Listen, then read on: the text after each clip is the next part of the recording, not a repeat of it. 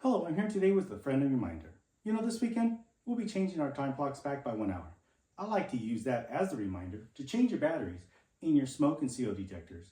You're going to want to do that for the protection and safety of your family.